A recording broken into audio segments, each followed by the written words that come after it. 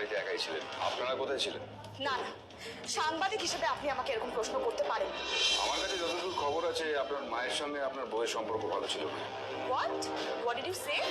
তুমি বাপের বাড়িতে ডেকে এনে আমাকে অপমান করছো? অফিসে আমি আপনাকে আগেও জানিয়েছি, সেদিন আমি তমালির বাড়িতে ছিলাম। কিন্তু সিসিটিভি ফুটেজে রাত্রি 1টার সময় আপনাকে পাওয়া যায়।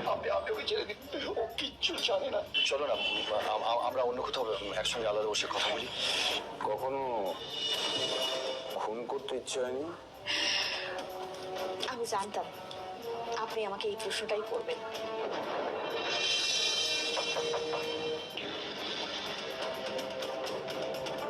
সেকশন 302 পরের গল্প রক্ত ঋণ 27 নভেম্বর বুধবার রাত 9:30 আকাশ 8।